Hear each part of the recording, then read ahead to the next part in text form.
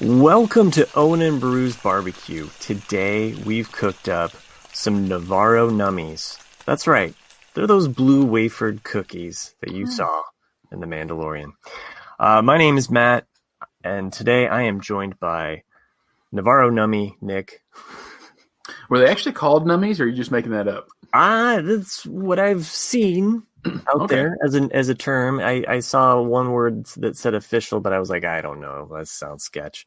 But we're rolling with it for right now. So they just look like macaroons to me. I was like, oh, they are some type of macaroon. That is correct. So,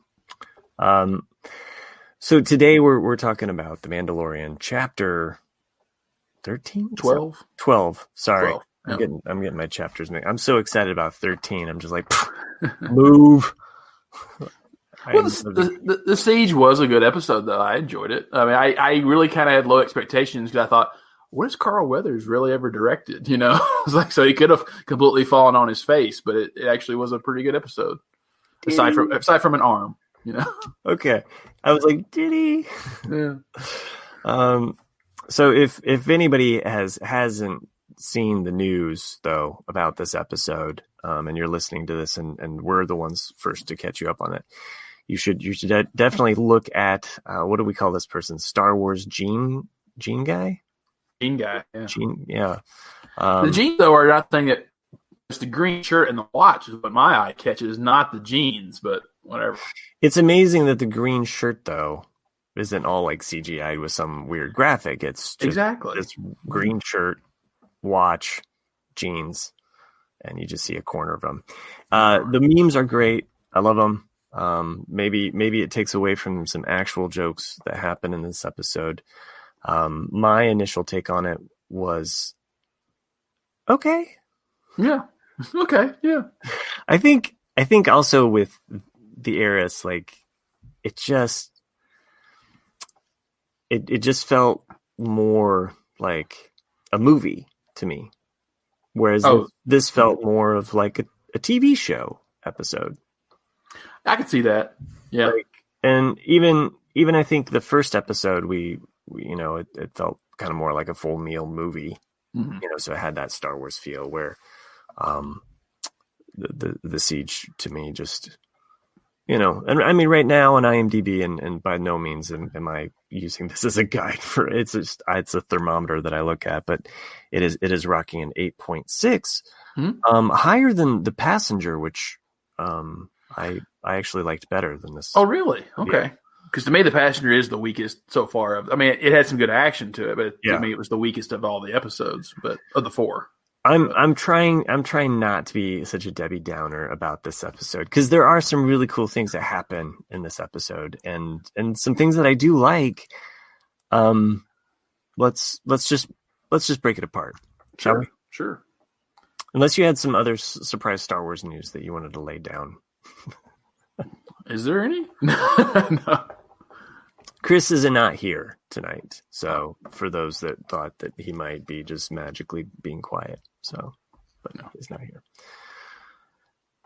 Okay, well, we open up with the Razor Crest limping through space, and we see Baby Yoda is in a little crawl space behind the cockpit trying to fix something that's probably short-circuiting. And to me, this, and as a lot of other people too, thought this was very much a Baby Groot type moment. Oh, sure. Mm-hmm. Because it's kind of like, you know, with the bomb with the buttons in Volume 2. Yeah, don't. What did I just tell you? You know, and I mean, it was cute. I really enjoyed it. I thought it was it's actually showing that, you know, Baby Yoda is maturing enough to at least understand some things and do some things on his own now. But he's trying to rewire, you know, the blue and the red and all this, and then was he trying to short it out? That was my only thought, was because he wanted to put the red on the blue. Yeah. Oh, I mean, I thought maybe when they were fixing it, maybe the Calamarians had you know, done it wrong or something, right. And he's like, "Oh, you just need to switch it. You know, you switch the wires over or something like that." But then he, you know, don't put them together. Of course, put them together. Yeah, a funny way to kind of open it. You know, I mean, I didn't mind it too much. No, I mean, yeah, you didn't like a lot of the episodes. You get a lot from this episode, but there's some nice little scenes in it, and there's a couple of Easter eggs that some people can pick up here and there. They're like, oh, that's cool, you know. I felt, character-wise, we saw a big moment though where we actually see him lifting up his helmet too. I know I'm jumping. Yeah. But no, I agree. I kind of thought that was an interesting scene as well. But go ahead, you can talk about it. Well, just the fact that I felt like character-wise, just thinking about who he is as a Mandalorian through the season, I'm always kind of looking at these like little beats because I feel like it provides like a little signpost of like, okay, he's thinking about his religious fanatical ways, or maybe how he was brought up, and he's thinking, okay, maybe I can bend the rules a little bit, maybe I can do this. How else is he going to eat? Don't look at me, kid. Well, I guess he just always ate in solitude before now. Maybe. But it's just like, I did like this because it did show him kind of bending a little bit, even though he didn't fully remove it. It's just enough to get the chin so he can eat his soup. But I also like that Baby Yoda even noticing this and kind of looking up at him like, what's underneath there? It's just very subtle, but you can see him. He's actually really curious about like, oh, look. That was a question I had last week too. Did we think that he would eventually break his creed on that? Like, it's just like, oh, like now that other ones take it off, maybe I should too, or maybe I could too, because there's only a handful of people that really believe that extreme notion. So. And maybe he just makes it like, okay, Baby Yoda's in his family unit, so therefore he can take it off in front of his family.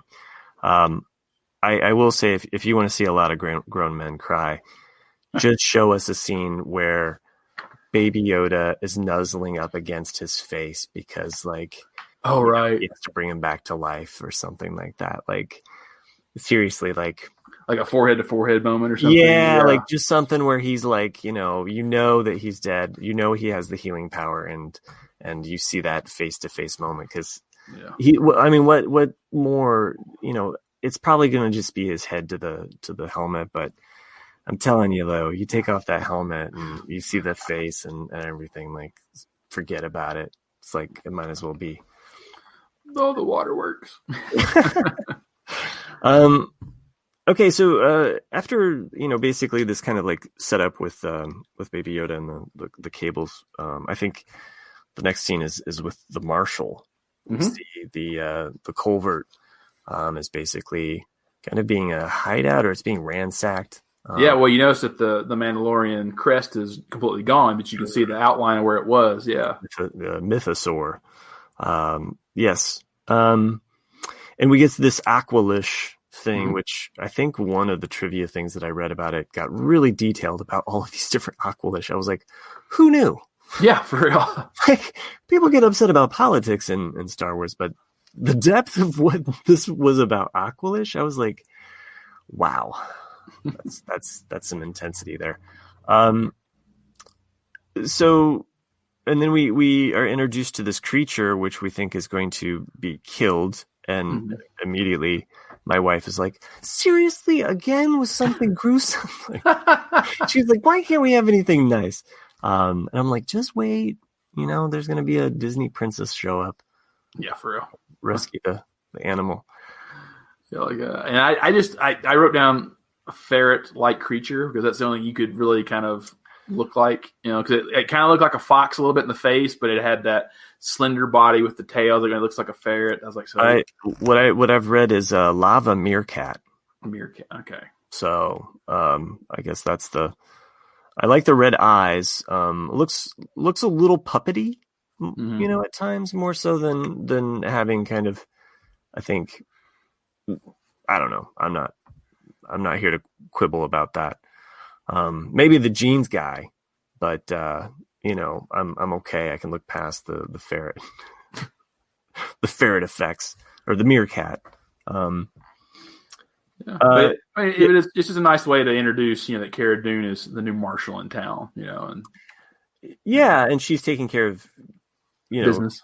Yeah, she's TCB, man. She doesn't mess around. No, I just kept thinking though of like just different, fan artwork of her being a Disney princess with these like lava meerkats all around her. You know what I'm on saying? the shoulders, like a whole On the army, like falling. shoulders, Yeah. So, anyway, this basically this little incident and them having this moment leads up to the title, which we get as the siege. Mm-hmm. So, which it wasn't really a siege, you know. Yeah, I mean, it's weird to be critical about these titles, but when they're one word, you do like kind of weigh a lot on them. I mean, how cool the Heiress was. Sorry, I'm still thinking about last week's episode, but you know, I mean, the mystique of that, and then to go to the siege, it's just like the blunt force, the place, the factory. Yeah, like, I mean, I think it probably would have been like the lab. The lab. Like that. That probably would have been a more appropriate title. It would have definitely like been very tantalizing, you know. The lava meerkat. The lava meerkat. Yeah, it would have really thrown some people for a loop. Like, what? The jeans guy. The jeans. He's like the Where's Waldo. That's exactly what I was thinking too. Yeah, exactly.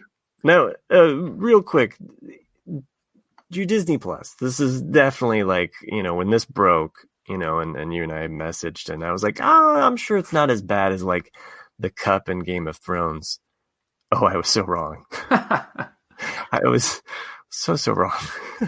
But like, I didn't notice it in my first viewing because, you know, you're more paying attention to them firing at the two guys to really look at it. But on the second viewing, I was like, oh yeah, there he is. So like, you just see it, you know. On the second viewing, you're like, man, I think Wilrow Hood got like less screen time than this guy. Like it's a I don't know what they clock it at, but that was my thought. Yeah. But to me, like, I noticed the cup on Game of Thrones immediately because, like, how do you not miss a Starbucks coffee cup just sitting there on the table? You're like, oh my gosh, like it's right there.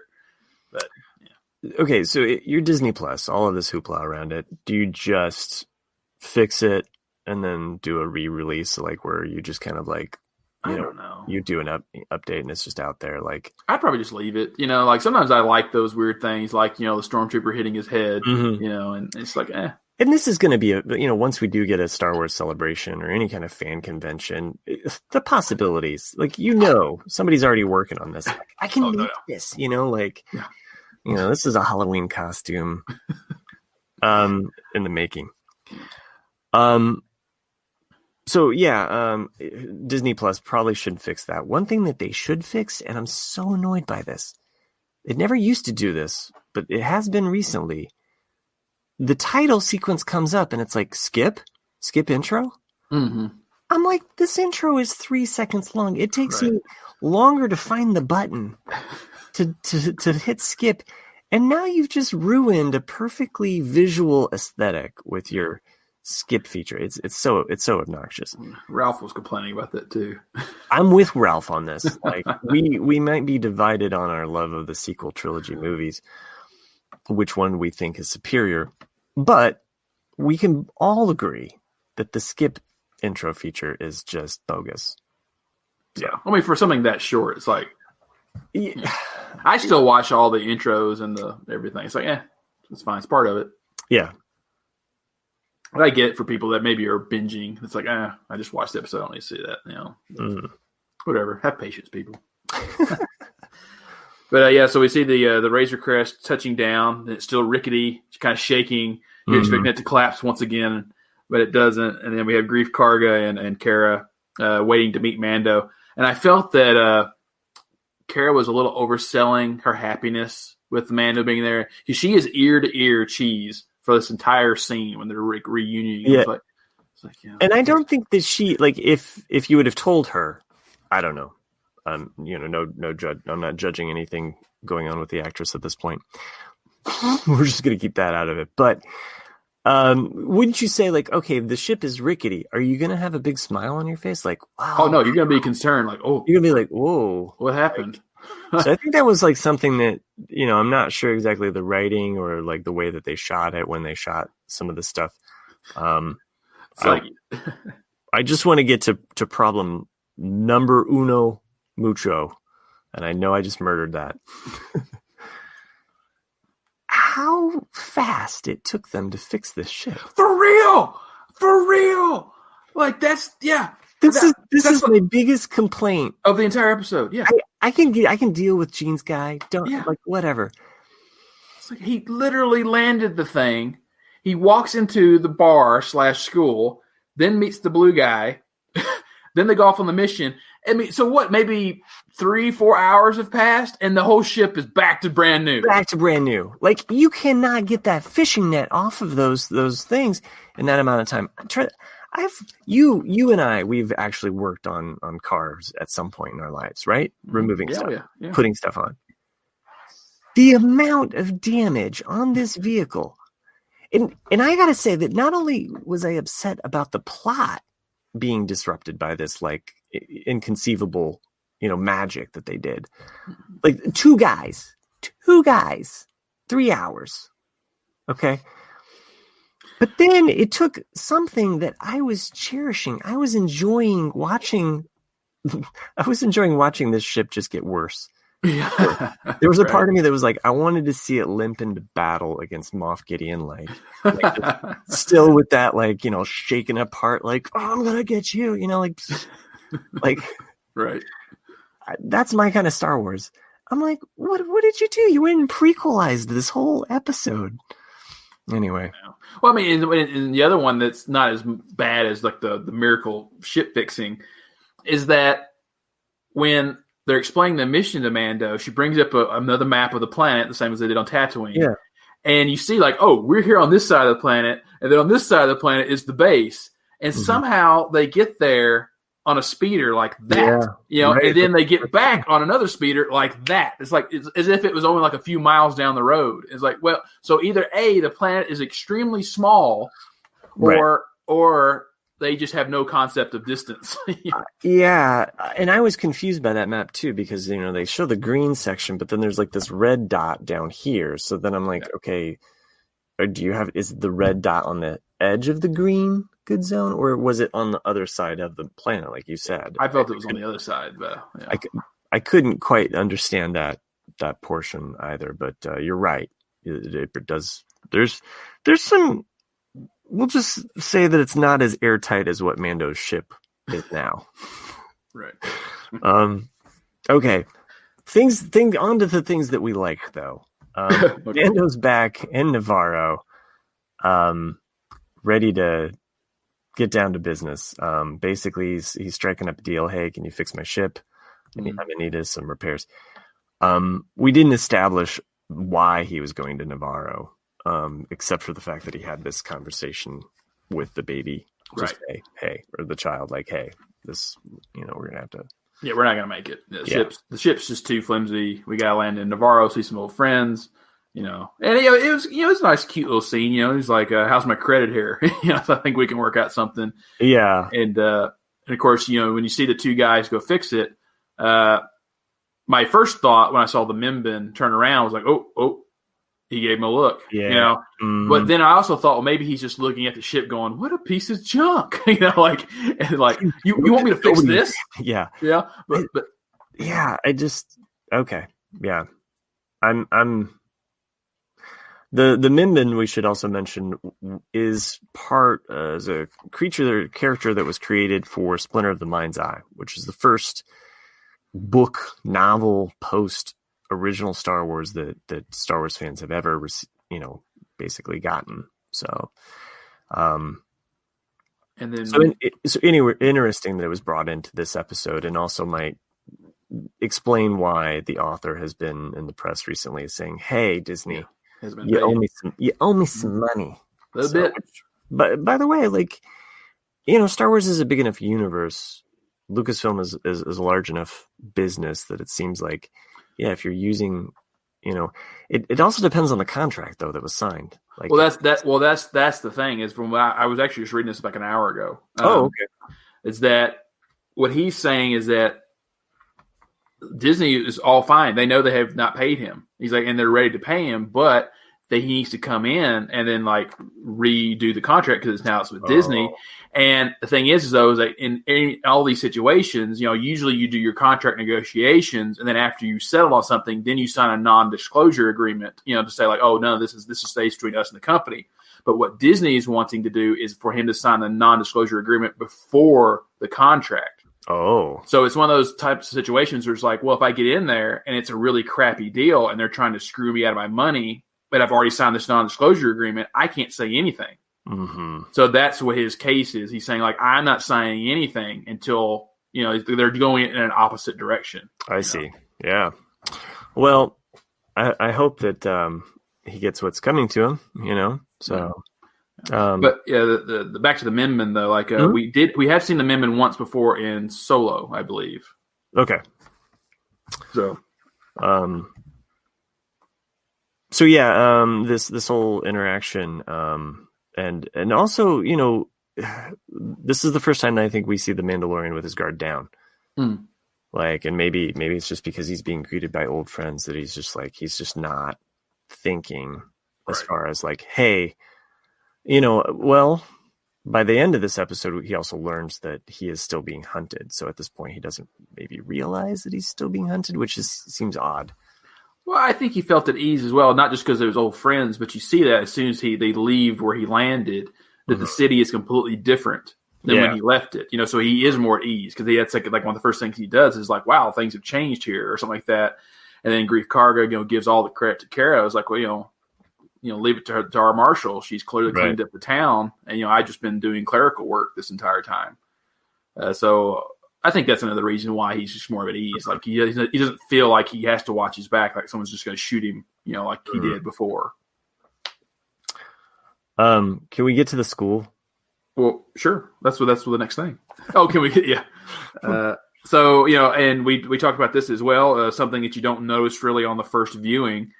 Actually, what I noticed in this scene when they get to the school is it's the same facade as another one we saw this season.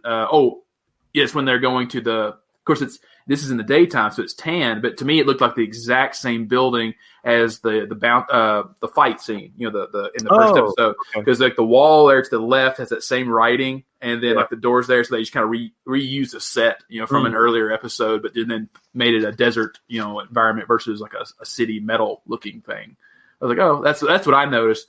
But then if you look to the off the left side, you see a statue of IG-11. Yeah.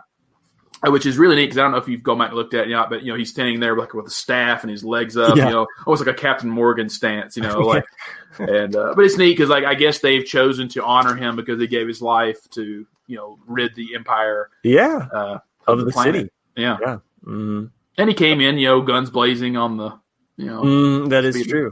So well, good for him, and maybe he stands as a protector saint of this school. So because maybe, like the idea that like, the idea of education, the fact that like kids can congregate means that this city, like people feel safe enough to like have their families there, right. Like, I mean, that's so good on them for having a school. And we get a big information dump here, which we do. Cool. Yeah. Because we really haven't gotten, even though they're just kind of background little tidbits, but some of the stuff that the protocol droid is saying here. Right. And that's what, like, you should always, if people out there, you should always have the closed captioning on when you watch The Mandalorian, because you will pick up on so much stuff that's happening in the background, like Matt's saying. Because, like this, basically it's a geography lesson being taught to these kids by this protocol droid like C-3PO. And then she's teaching them at first, about which trade routes are throughout the galaxy. So you hear, Calirian Run, and you see the why am I just being the Hydean? The Hydean Way, But what was more interesting to me is like when they talk about, you hear her later, because you're more pay attention to cute baby Yoda, like just eyeing those macaroons. But you hear the Progo droid talk about like the old capital. I mean, the capital of the old Republic was in the core on Coruscant. He goes, however, the capital of the new Republic is on Chandrilla, which is also near the core. And you're like, oh, like, so they're confirming, like these things that we're going to see in the sequel series, and like how the New Republic is forming, and like, but they do, like, you hear so many times talk about like, we're currently in the outer core, but there's also the inner core and the unknown region, and like you hear her say all the little sections within the galaxy. There was a couple other things too, like the expansion region, which was interesting. I think I don't remember seeing that or reading about the expansion region. specifically. So there's a section called Colonies, Core, Deep Core, which I thought was interesting because, the idea that like, even for just the casual viewer, she's saying the word core several times, like, how interesting would that be if like that comes to play? Like, well, there's only a few planets in the deep core because it's just too hot. Like from my understanding, at least my memory of reading the old essential knowledge of Star Wars, which is no longer canon, but like, the deep core is like just a huge cluster of stars. Yeah. And it's hard to navigate through it. And I think there's only like 2 or 3 planets that are within the deep core. That's cool. I like this whole scene, and also the fact that we do get the Baby Yoda stuff, but it's funny because you have to have the closed caption on to hear what the protocol droid is saying, and I don't even think I got to even read this, so I'm not sure where this is coming from. But the other trade routes are Rimma trade route, the Pelamian trade route, the Carillion trade spine, and then we've also mentioned the Hydran Way, and then the Carillion Run. So interesting stuff there. I was trying to think of there's something else that. Yeah, there's the cute Macaroons thing. Baby Yoda. This is another time that we see Baby Yoda using the Force. We haven't seen that happen that much.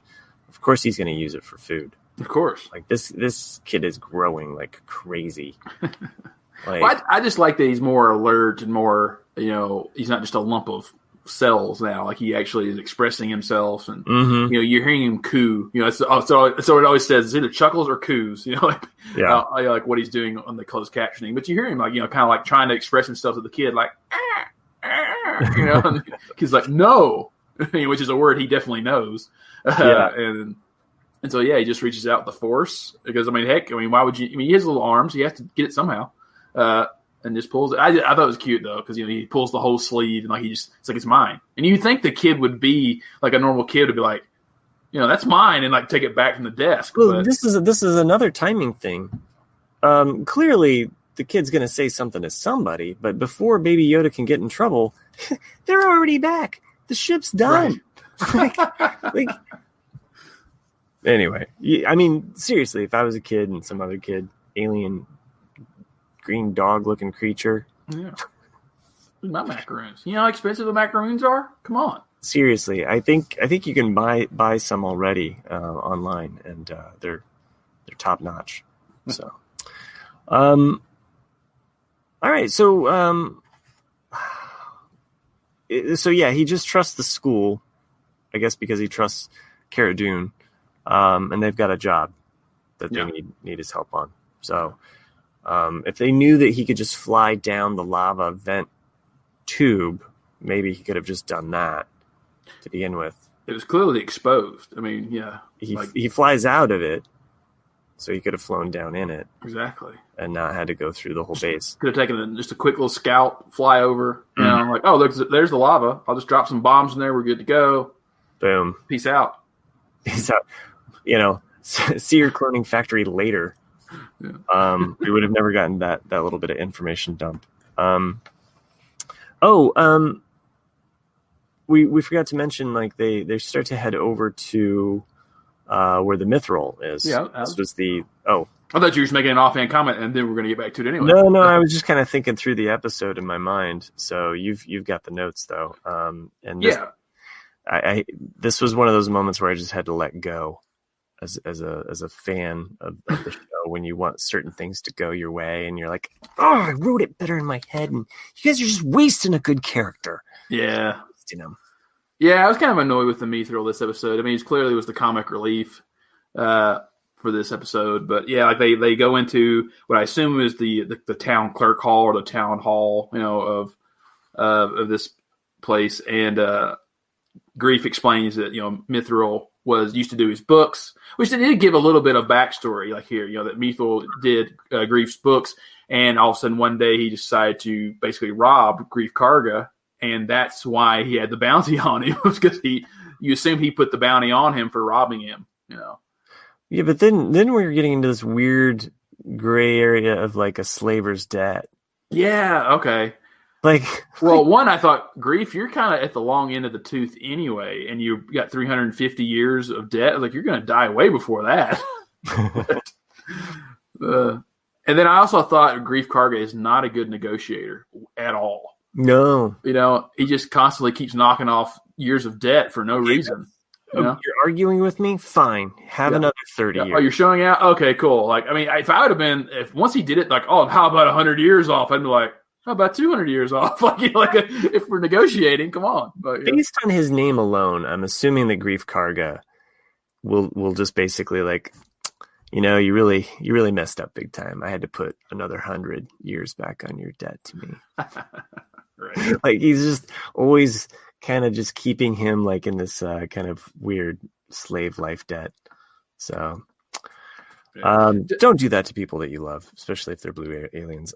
I did like this. Oh, you were probably going to say it. No, that's fine. Go ahead. He's on the phone. Yeah. He's like, hey, New Republic, I got this guy here. It's not registered, but I'm pretty sure it belongs to. Oh, there he is. Is this how he excretes himself? That's what I wondered too. Is that supposed to be like him, like peeing his pants, or is it some kind of pheromone that? Yeah, exactly. Like showing that he's scared or he farted or what? I don't know what it was. They clearly leave the room. They don't stay. No, they do stay in that room because this was the other thing that I was like, oh, you're just going to talk about your plans openly.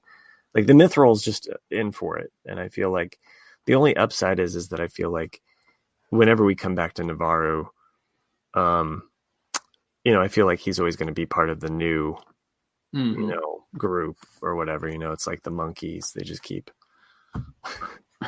The monkey. Oh, they just keep coming around. Gotcha.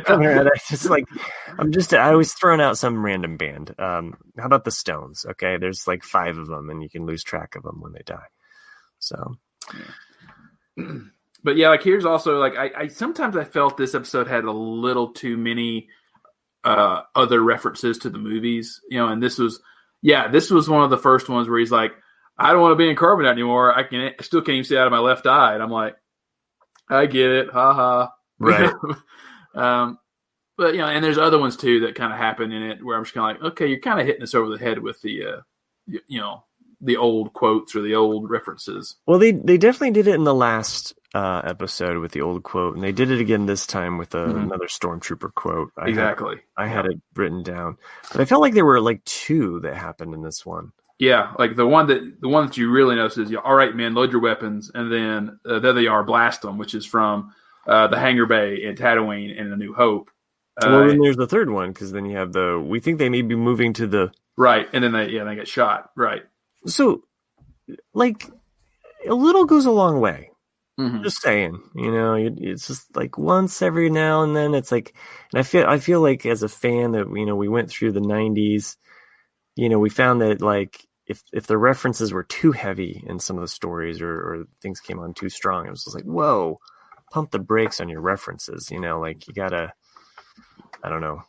I don't like it when it gets too tongue in cheek. Like, right. That's what I'm trying to say too. Yeah. It's just like, okay, like, one, cool. I get it. I caught that. But then, when you're just constantly reusing old dialogue, it's just kind of like, oh, okay. A little salt goes a long way. Like, too much salt, it's just like, ugh, like all I can taste is the salt. Right. So. Yeah, exactly. I mean, and then like right after that, we see them actually in the speeder going to the base, and it's not exactly Luke's speeder, but we assume it's a few generations later version of that same speeder because it has 4 engines instead of 3. It's not brown, or red like Luke's was. It's a dark metallic, but it's camouflage. It's still kind of, right, for the lava area, but it's still the same type of speeder. So you're kind of like, oh, okay. I mean, that doesn't bother me too much, but it's like, okay, that's cool. But yeah, like I said, like I was saying, like Grief's not really good negotiator because he's like, oh, like how far do you want me to take you? All the way to the door. Well, what if I don't want to go to the door? It's like, well, how's 100 years off? Okay. And then like once they get there, he's like, okay, I'm going to head out. How's 30 more years sound? It's like, like it's just like, wow, like you're just giving them out like peanuts. Yeah. Like, okay, I guess that wasn't too much. I guess he's just too kind of a slave owner now. But yeah. Anyway, I did think though it was pretty neat little scene. Like them trying to shortcut the door, and then Mando just flies up this jetpack, and knocks out a couple of stormtroopers, and then you see this Trexler Marauder troop transport, which I think we've seen once before. Yeah, and not only did we see it in on the Mandalorian, but on Rebels, and they've definitely brought this based on the old Kenner design. So, and I felt that was a little bit of a nod as well when the Mithril says that, like, it's mint. It's mint. You know what you can get for this on the black market? Because it's like very much a Kenner type joke of like, like it's a toy. Yeah, it's in the box. Yeah, it's still in the box. Exactly. And then, of course, it opens up. They get into their first room, and we see about 8 to 12 speeder bikes, which I was like, "Oh, that's cool." It's cool, but this was kind of where, like, because and I love the trailers. Like, the trailers, you got to have the trailers. But I felt like because I saw them in this scene, and I knew, oh, well, there's the crawl, there's the transport, and there's the, like X plus Z equals, they're going to go off of this cliff. Right.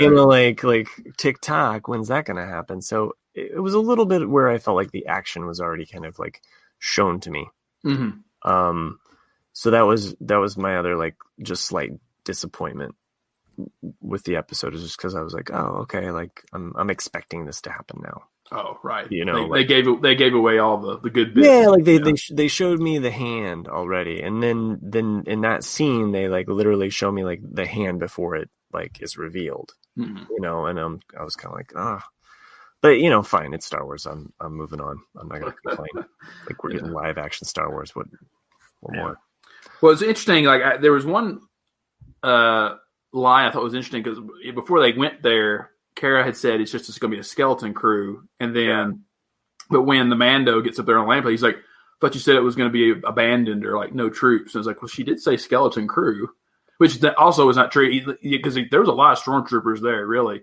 But I did think, they only have one officer though, because when they get to the control room, it's just that one lieutenant there. I did like, though, that they took his code cylinder, though, because we'd only seen this in the cartoons before. That is right. Yeah, it's establishing something that they'll probably pay off later too. I feel like in the season, just to like some of this we already know as watchers of Rebels, let's say, but it's kind of like, okay, well, we got to catch all of the normies up to speed on like exactly the rules of. What's going to happen to people that haven't seen all of that stuff. And that's fine. I hope that at least there's a payoff that goes even beyond this episode with it, showing us kind of like some of that Imperial tech. Mm-hmm. I think one aspect of that whole conversation, and maybe it was written to be this way, and perhaps it wasn't directed to be this way. Mm-hmm. I'll just say that much. Is that I think it's supposed to harken back to when, like, he basically convinces Cara Dune to go on this mission, like, it's just a squad of people, like, it's not a lot, but then oh no, it's a lot, and their backs are against the wall, and she's like, I thought you thought it was just a squad. So it's kind of like a little bit of that, like, I thought it's right. I think the beat would have played better if perhaps that was maybe known to the actors, or they were actually like trying to pull for that. But again, I'm not trying to nitpick this. I can see that, but I did not think of that either until you just said it. That does make sense though, of the last episode of the first season, of like that whole like, oh yeah, it's just a few of them. Like, that's not a few, Yeah, I mean, again, maybe was this the directorial choice? I don't know. Mm-hmm. Was it the writer's intention that wasn't conveyed? Who knows? But I think it was right there, like, as far as like a callback. Mm-hmm. So, because he's doing kind of her a favor now, like, to fight the Empire. When that wasn't her thing, she'd given that up, really. Mm-hmm. And I think we see, at least for her character arc, that she's slowly being pulled back to the rebellion. Yeah. a part of me thinks that she won't, though. I mean, she might eventually embrace it. This is later in the episode, but because she says I'm not a joiner, and I think that there's definitely some part of history with her that happened after the actual Civil War was over, and then when the New Republic became more of a police state, and that she did not want to be that. Yeah, and I think that she just enjoys the fight. She enjoys the struggle, but she doesn't want to actually be the person that imposes any kind of cruelty on people. Even though she is the marshal now, but it's probably a different thing, because you can see like when he laid the badge down that she just kind of looked at it and didn't really care about it. Mm-hmm. So. But we'll see. We'll see with what happens with her. I think one other thing that we'll see is what is going to happen after this commercial break. Okay. That was a good one. And so since we're back and we're talking about Cara Dune and her character arc and perhaps like seeing some other signs of who she is,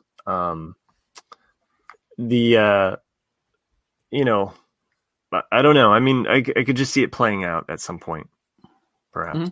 Mm-hmm. We see a bit of that softening. Okay, so they're at this base. They've got to get from A to B to like make the lava reactor. Like they're gonna shut down essentially like some heat shields, right, for the reactor or something. No, they're reversing. They're basically taking away the coolant. Coolant. That's right. Thanks. Yeah. There was some sciencey thing that they had to do, which basically sets up a callback to a Family Guy joke. He says, like, shouldn't there be a railing here? Oh, right. Okay. Yeah. Like, well, that's another A New Hope reference, is that, the command or control panel is the same thing as the tractor beam panel on the Death Star. Yeah. And so it's kind of like, okay, I mean, that was fine. That didn't bother me too much, but I was like, okay, we're still kind of hitting us over the head with the familiarity a little bit, where I was kind of like, okay, that's cool. Well, and perhaps we can just say that like some of this stuff was made around the same time, because the other things that we get revealed while they're in this, probably the most exciting thing about being in this base, let's face it, like, the battle between the stormtroopers while they're in the base, it just felt like it was too easy, in some ways, which is fine. Like we're establishing the weakness of the stormtroopers, and perhaps the next level stormtroopers are introduced at the end, or at least teased. Yeah. So, I don't know, like that part where we see or we're revealed like essentially the whole cloning aspect. Okay. We see their outfits even later on when we see the Dark Trooper kind of thing. Like some of those outfits and the symbols relate back to like some old Empire stuff too. Oh yeah, I feel that there's like, well, they're basically wearing the same color uniforms as the Death Star people, but the insignias on the uniforms are different, which is cool in a very Lostian kind of way. Like, oh yeah, like that's your patch, and you're like still part of the same team because you're at this level of a scientist, like, right?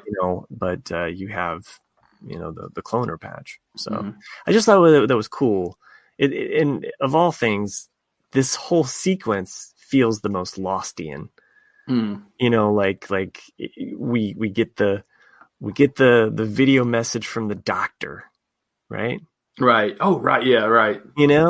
And we're learning about a secret base that connects to other things in the whole vast empire, and even the ending, like dun, dun, dun, it just, all it's missing is Giacchino's soundtrack.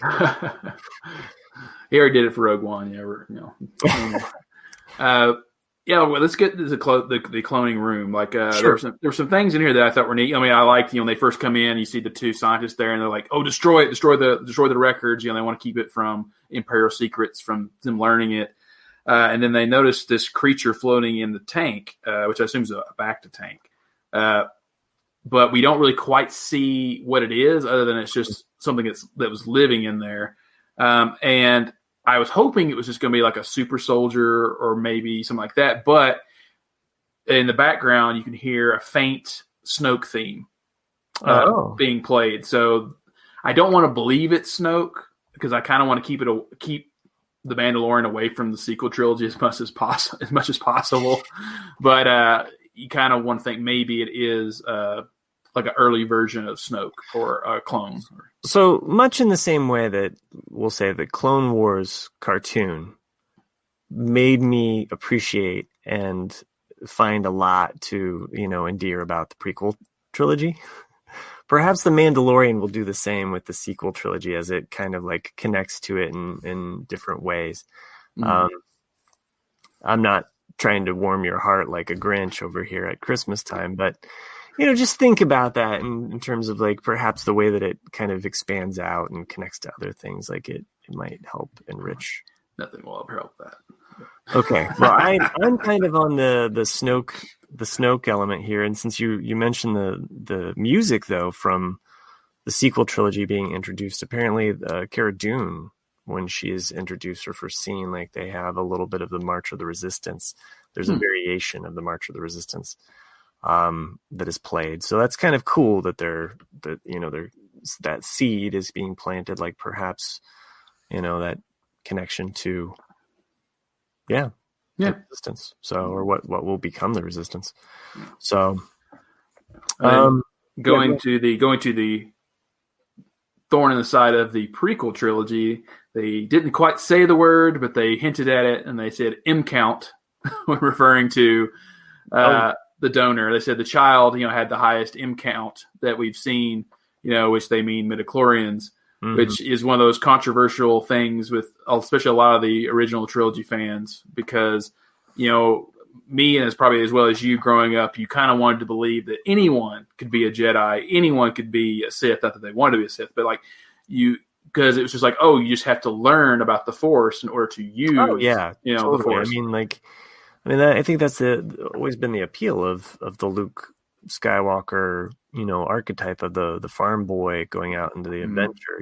That's the hero's journey, right? Even Rey is that, embodies a bit of that hero's journey, like, somebody that's coming from nothing, that dreams or feels something larger is pulling them, and they're go off on this journey, and meet all of these strange elements and arise a new hero at the end of it. So yeah, the midichlorian thing doesn't really bother me though. I learned to just accept it, it's fact now. But it's one of those where it's like, I'm just kind of glad they just kind of said M count. They didn't really get into it. It's like, okay, they said M level, but I've been wrong before in my recollection. So, and then but basically he said everything that they had done had failed. This is from Dr. Pershing, everybody, through the video, and that they would require more of the child's blood in order to continue with their research. And then it's revealed that it's he's talking to Moff Gideon. He's like, Moff Gideon's dead. We took care of that. Right. And it's like, wah, wah, wah. No, this was 3 days ago. And the next message says he's on his way here. Oh, does it? No. I was going to say, I didn't. Okay. Like going through, he's like, I've got another message here where he's talking to a Mimban. He's right behind you. Like, what? Yeah. He's talking to Gene guy. But then, this definitely brings a light bulb, though, in the Mando's head, thinking like, oh, my God, if he knows that we're here, then he's probably going to be going after the child. So you almost get that feeling of, would he fly back and the kid be, captured, or taken by the Empire? But luckily, that's not what happened. But this was another part I thought was, I know it was meant to be cool, but I thought it was funny. Look, we talked about earlier, Mando runs out to the lava tube. He flies out, has a superhero landing up on the deck, knee down. Boom. The one stormtrooper who actually learned how to shoot good gets a hit. And then what do? They give him the worst death possible.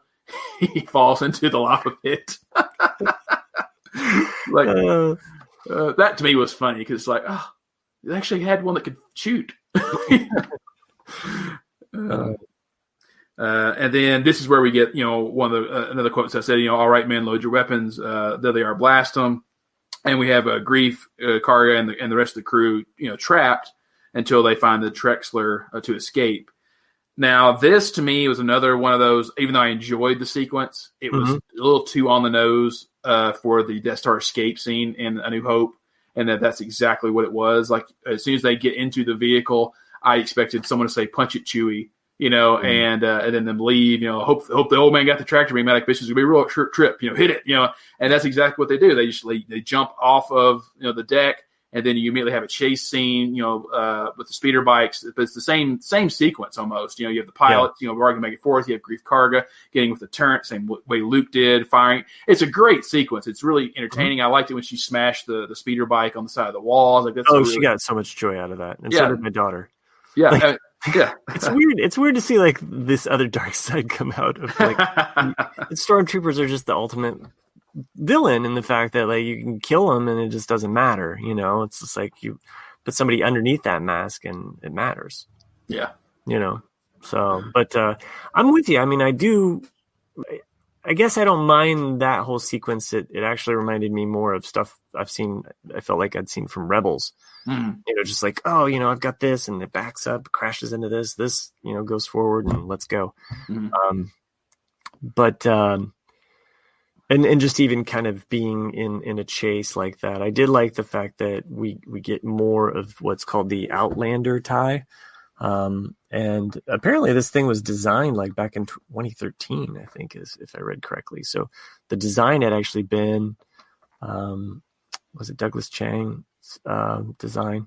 It had been in Lucasfilm for a while, but this idea that you don't need a hangar bay for them. They can rise like that. So, anyway, then you're like, oh my gosh, like how are they going to take on these TIE fighters? I like this, smart thinking action of Grief Karga where he's like actually shooting at the rocks and the camp. Right. It's kind of, I like that. I did too. I thought that was smart thinking because, the debris could easily hit one of those. It makes them having to move, constantly instead of just flying on a straight line, firing at them, they have to dodge these rocks that are falling. I was like, yeah, that's a smart way to do it. I probably wouldn't have thought of that in that situation. Luckily, before they're pinned down, all that work is done. Like everything that Mando has been through, that ship, the Razor Crest, underwater, held together, patched together, the crash, which broke the back of its hull, essentially. Like the guns, all of it has been fixed. Yeah, just saying. Two guys. I know. Yeah, I mean, wouldn't it have made more sense in a way? I know they probably wouldn't have done it this way, but exactly what we're saying. Like the Mithril already. Did I say that right? He was calling them earlier in the episode. Wouldn't it have made more sense if all of a sudden the X-wings had come in and killed them instead? Of course, then you would have had this weird awkward of like, oh look who's here again, But well, I mean, I even like the idea of. I mean, like I said, I think my one criticism is that this feels more like Star Wars TV, whereas some of the other episodes that I've loved feel more like a movie. They feel more cinematic in some way, And so I don't mind if we're gonna go more TV action hero kind of star. Like, go ahead, I like your idea. The X-wings fly in, they shoot it up. Meanwhile, like they start talking to Grief Karga and they distract him while Mando heads out. Right. Like the old like, in the background kind of thing, and that would be, a really great fun way to also kind of, we don't have to have a long goodbye with Cara Dune and the baby or Yoda or anything. It's just more kind of like she's going to distract them, So, but I did like, it was a neat action sequence though, watching the Razor Crest, dogfight these two TIE fighters. And I loved everything that was happening inside the cockpit with Baby Yoda, yes, raising his little hands like he's sitting on a roller coaster, just like, whee! And then they're doing the barrel rolls, he's just over there like, this is he's having so much fun with his little, still with his little sleeve of macaroons there in his hands. And then of course, after they're all done, he spits up like any normal person would. He tossed his cookies. Oh wow, nice. Yeah, just because he's eating and that probably G's in your stomach, would not.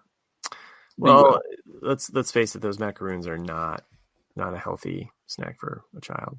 Whatever. Go ahead. Well, no, I just was there. Yeah, I was just kind of wrapping up the episode as far as like we get Blue. Oh yes, Blue. Whose uniform is very clean, very bright. Doesn't quite fit him right either. It doesn't seem as dirty or lived in. You know, right. Like I'm expecting this guy to be like sitting in that cockpit for a really long time. Just has like sweat and pee stains, Yeah, like stains where he spilled coffee or some monster drinks.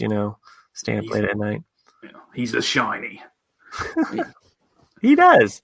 Yeah. Yeah, but he's but they're almost like cops, which I don't think that's one of the weird things. Just me being an American, it's like you should always have the military separate from your police force, and so to me it's strange to see these military pilots also kind of being the law, which I guess Jedi would have done that, before, but you see them kind of doing like the follow up investigation of like everything that happened. Well, I mean, the Mithril did call him. He did call him. So I mean, he's been curious about that Razor Crest ever since. So I think, it does kind of set up a nice like thread where clearly the X-Wings are going to come in at some point in this whole, I mean, we have all of these different factions going on. We've got the X-Wings, we've got Mando and his agenda, we have Bo-Katan, and we have the Empire. All kind of swirling around. So, I just feel like there's a convergence that will happen eventually. What was interesting to me with Kara calling him Blue is that the only way he's in Blue Squadron is from his helmet, which you do not see in this episode. He's just wearing his regular uniform. The only way he's from Blue Squadron is from the Chapter 10, when they're still in the cockpits, they have the helmets on, and you have the blue on the helmet to show he's not part of Red Squadron or Yellow or Gold. I just assumed that she had seen him around or something like that. Yeah, I mean that's probably true. I mean, he's old enough to be like, this isn't his first time around. And if she was in the rebellion 5 years ago, that guy looks like he was probably in the rebellion 5 years ago too. That's true. Like he didn't just like jump in an X-Wing. Yeah, don't you think he's a little old to be a pilot? Like that's probably.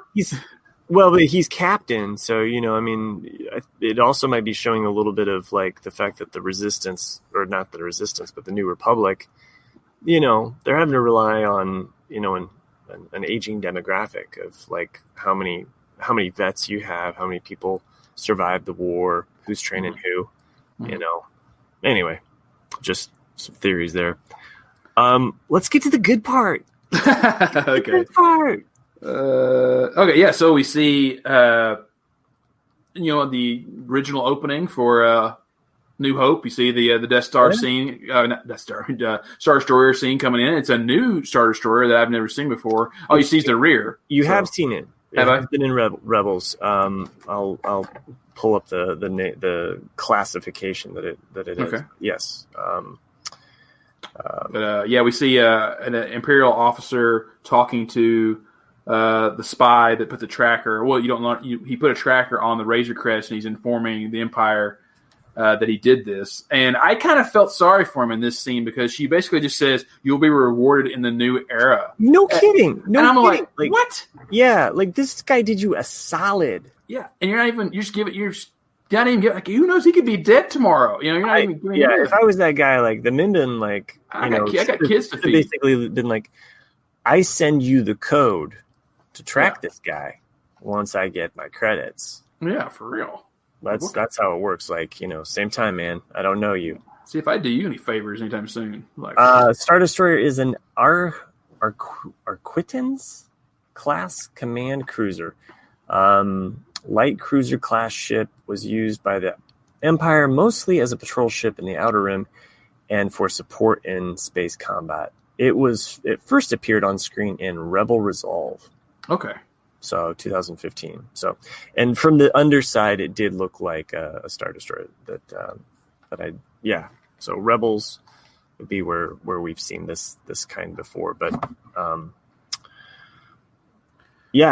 then we also see Moff Gideon with his new toys, all of his wonderful toys. Yeah. This was probably the most exciting scene for me, because as soon as I saw it, I went, what? Are those what I think they are? Are those Dark Troopers? And because like this is something for everyone out there, if you didn't grow up in the 90s, it's only been in like 2 video games ever, which was the original 1995 Dark Trooper video game, which is still probably one of the best games Lucas Arts ever made. It's a first-person shooter. And basically it was a secret project that the Emperor commissioned to kind of blend the two of a clone trooper and a battle droid. So you don't have any of the human era, but you have a much more beefier droid to fight. In the video game, you had 3 types of Dark Trooper. You had the first phase, which is basically kind of like, think of it like the Terminator, just the ectoskeleton-like thing. And they just had a vibro blade. And to me, those were the scariest ones because they could just cut you up. The second one was the one you fought the most, which was like a light armored phase 2. Mm-hmm. And then in the very last mission of when you're actually on the Arc Hammer, which is the ship that they built these things on, you had like 3 phase 3s, which in that room, those are all phase 3s. So it's like, ooh. And that's and when you see Moff Gideon, it almost has a Darth Vader type vibes. These guys caved there with his hands on his hips like that, and he turns around and he's wearing almost the dark, at least a variant of the Dark Trooper armor there on his chest. Yeah. So I felt like this was an awesome way to play their cards too. Mm-hmm. And the fact that up to this point, like we've seen him wearing that outfit, and we're like, "Who's this Darth Vader wannabe?" Like, right? Yeah. But now it makes more sense. You're like, "Oh, he's actually in charge of this Legion of Truth. Like, this is his project. This is his baby. This is what he's a Moff that's in charge of, just as the other Moffs would be in charge of other projects." Well, it's made me. I mean, this is one of the things that's made me excited about The Mandalorian. Is that they've incorporated a lot of stuff from the past Star Wars that's no longer canon, and they're kind of retro making it canon again, or at least keeping it in this Legends type thing of like, oh, remember that video game from 25 years ago? Yeah. Like it's now longer canon, but we're going to show you a little bit of that to make it kind of canon again, and that's what makes me excited about it. And the Dark Troopers are really cool thing, and hopefully we'll see him. I mean, my guess is because of the tracker, everything that's happening, is that's why this next episode is going to be so long. Is that I wouldn't be surprised at all if this is how Ahsoka gets introduced. Is that he lands on the planet, Moff Gideon deploys the Dark Troopers to try to kill Mando, kidnap the child, and then Ahsoka ends up saving the day, just appearing out of nowhere. Because basically the Dark Troopers, when they're invented, were indestructible. The phase 3s were. The armor was built to be indestructible. And so I would think a lightsaber, though, could probably make short work of that. What we made short work of is this episode. And so much so that I'm just going to throw in a whole other commercial, because we're going to talk more Dark Troopers after this commercial.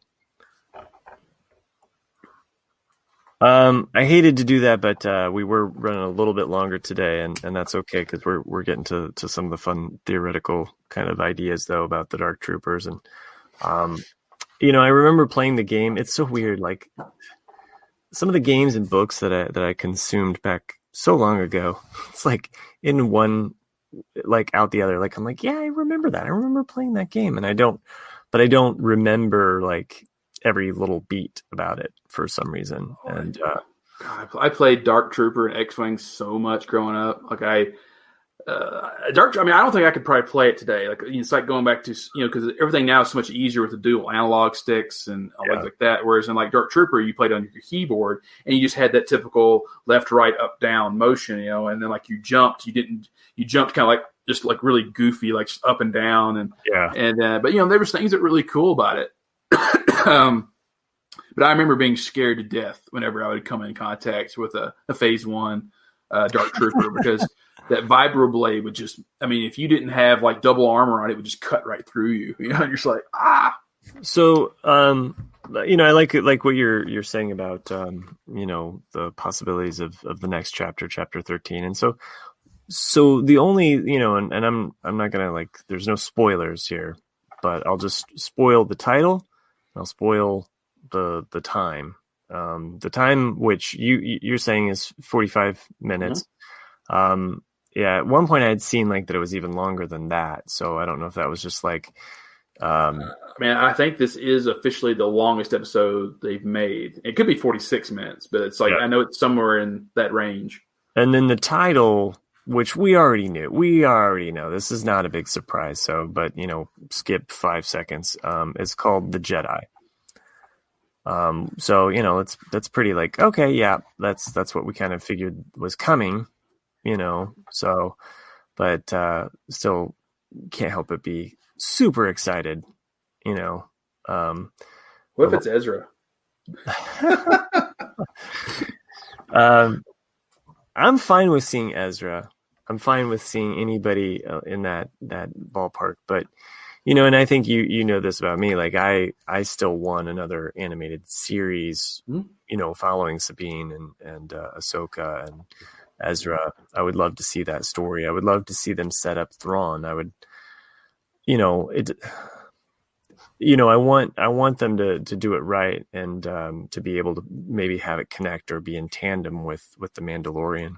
So I'm not sure what time frame where all of these things are going to happen, but that would be really awesome though if they had something that they could even bring in, because if you go animated, let's have Luke Skywalker. Come on, that's all I'm asking for. You got Mark Hamill as a voice actor. Disney.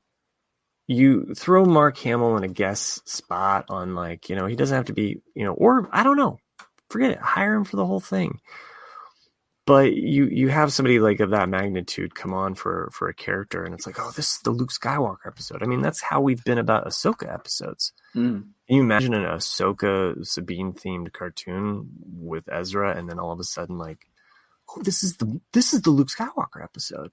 We're gonna get some more of what's happening there. I think it's what a lot of fans of the original trilogy we've just wanted more of the original, and we're never going to get Carrie Fisher again. So. Yep. Or probably Harrison Ford. But you got Mark Hamill that I think would be willing, I would hope, to step into he's a voice actor. That's how he basically made his living post Luke Skywalker. So I feel it just seems like a natural fit. Can we just make this happen? I don't care if you get other people to voice Han Solo and Leia. That's a no-brainer, but it would be really cool to see a little bit of that, especially because we're not going to get it with the sequel trilogy. So. I'm curious though, because with the rumors of George Lucas flirting with the idea of, it's never, you don't know if it's true, if it's just rumors of him making another sequel trilogy closer to what he originally wanted to do. It's if you did go that route with another cartoon series with Luke, it's well, would it be complementing Lucas's vision or Disney's vision? See, I'm with complimenting Lucas's vision, and there's still a way that you could have this with the original trilogy. You can still have a Luke. I mean, there's enough time in this, and I don't know how you deal with Maul or bringing him back, but screw it, they've brought him back before. It would be interesting to see Lucas's vision. I don't know how to a T they could make it, but it would be an interesting way of kind of even setting up why Luke goes off. I feel yes, we've been given the whole thing with Ben and that whole business, but I don't know. I don't feel it's the full deck. We're not seeing everything. Everything's not on the table, and they've kept it.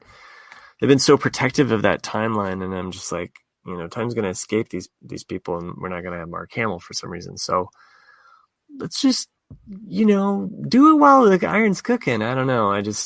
That's me, and wanting something of that time period. But could they go way far in the future with Lucas's vision and say, all right, episode 10 is 100 years from episode 9, or I mean, that was something as crazy as it sounds that he did with the Ewok movies. You know, he was saying like, "Oh, these are going to be 100 years after Return of the Jedi." How Wicket is still that young, who knows? But because clearly those are not. If you watch the Ewok movies, like, how is that 100 years after Return of the Jedi?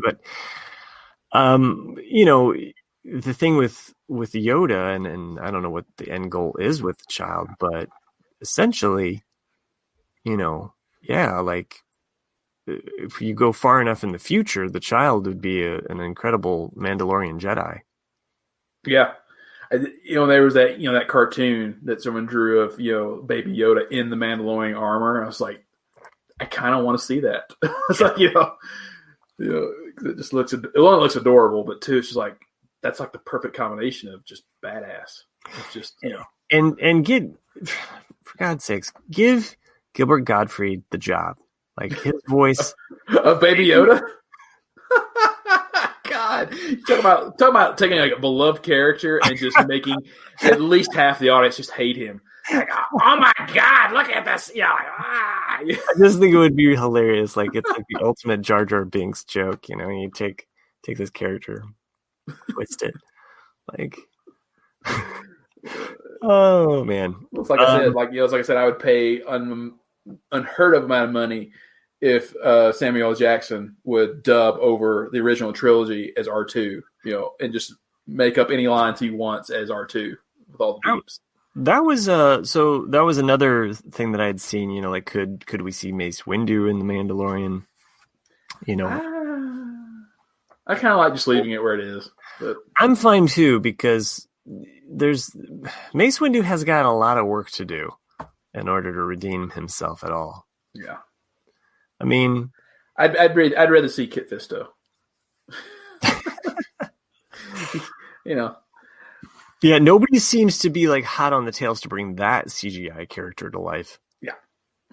So you got a raw deal, man. It's like, what the heck, We could probably talk Mandalorian and speculate even further.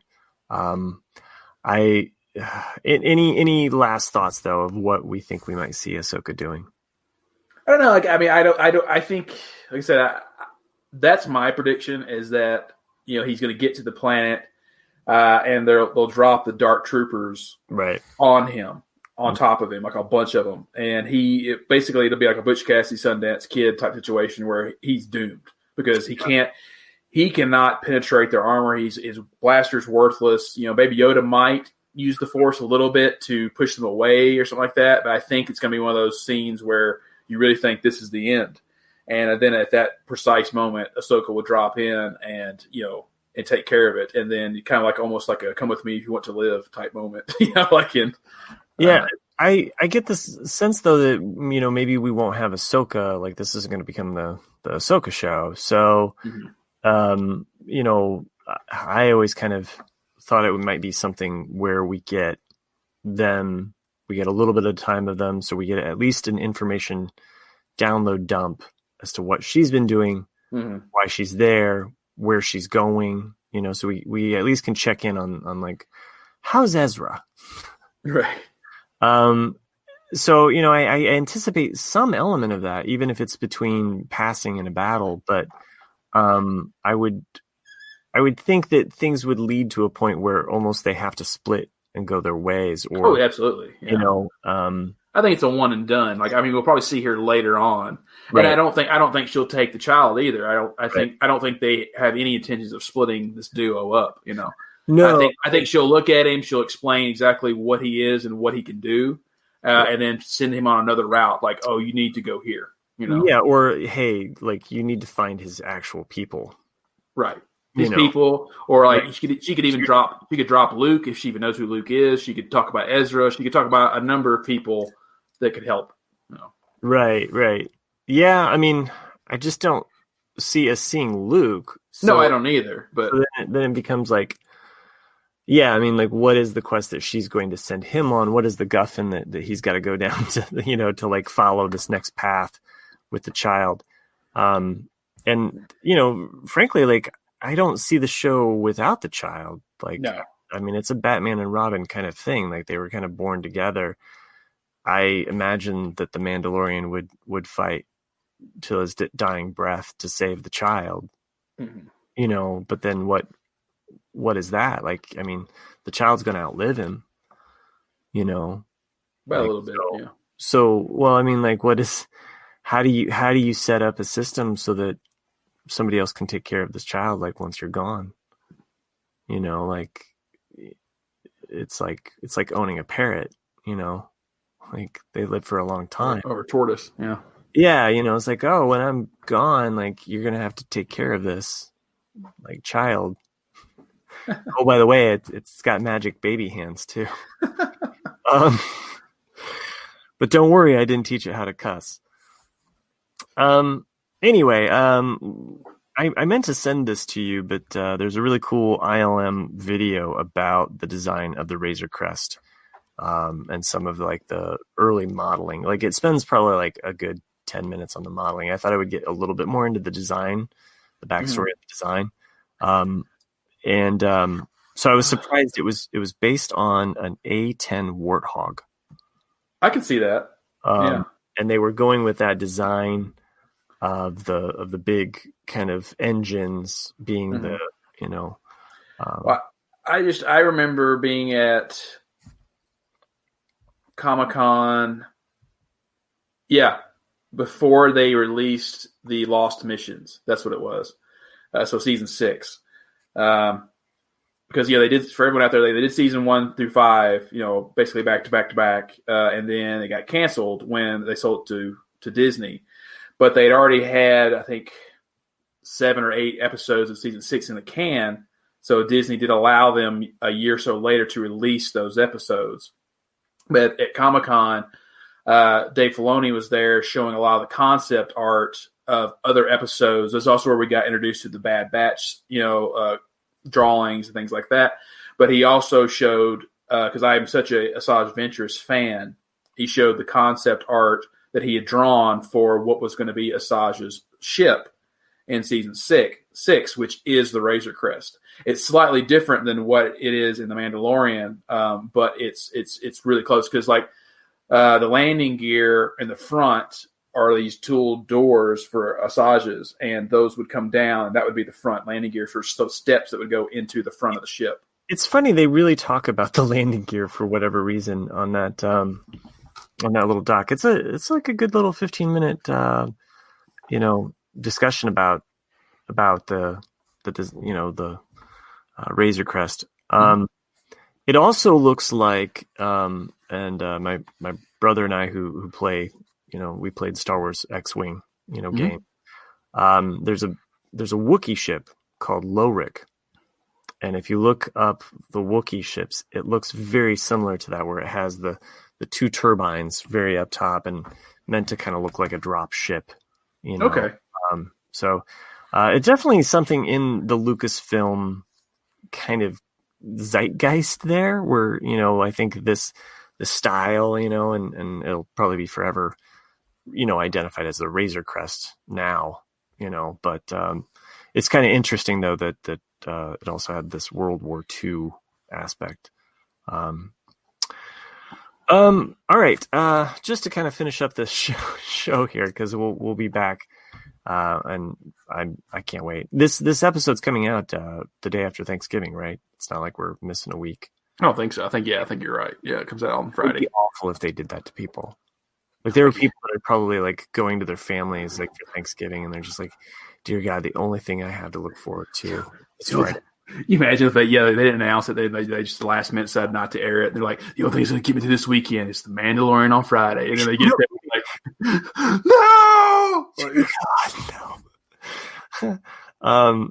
All right. Well, if you did enjoy this episode and any of the shows or podcasts that we've done, please send us some feedback at theforceiswelldone.com. It's just all spelled out. theforceiswelldone@gmail.com. Did you lose me? No, your audio went 10 times higher. I didn't mean to bump this.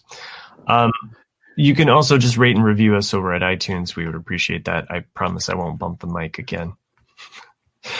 You can become a patron and help out this show. Go over to jandjack.com/ just that. Sorry. I was going with something else. But go over to jayandjack.com, click on the Patreon link there, and help donate to the show. We would appreciate it. There are people that actually love this show and this podcast network so much that they actually pay us to say their name on the show. And this is the part where I make them Star Wars themed. That is just my own personal bent. So, not to be outdone from last week's show, we have Dark Trooper Tack. Yeah, that was probably like I should have saved that. Eckhart Richter's Reactor Control guardrails. Yes, you can buy those at your local hardware store. And this doesn't make sense, but I wrote down Ed with the mint trek. Oh, I totally messed up. Ed with the Marauder. Ed with the mint Marauder. That Lava derailed. Yeah, I derailed that whole thing. Lava Meerkat Maggie. That was my favorite, actually. Oh, okay. Personally. Just in for the action, Joanne. Or Joel Duran, if you prefer. Oh. Yeah. So we had a little bit of Joel Duran this episode. And who could not forget the most important person in the entire episode, Gene Guy Greg. Thank you for doing what you do. Thanks for making this show possible. Don't stay hidden. Go ahead. Go find Gene Guy. Green shirt, Gene Guy. You know. No, green. Okay, gotcha. Okay. You were still like, who's the Gene Guy? Yeah. Makes no sense. The way I heard it was the name Gene. Like, so I'm thinking like Jean Grey, you know, like not Gene as in blue Jean. I'm thinking Gene is like, who is Gene? I just met a guy named Blue Jean. Exactly. Keep on doing what you do, Greg. Thanks for listening, and send us some feedback. This was a great show. Maybe not 1 in a million, is like my favorite. I'm still kicking the tires of this episode. Just a bit. Okay.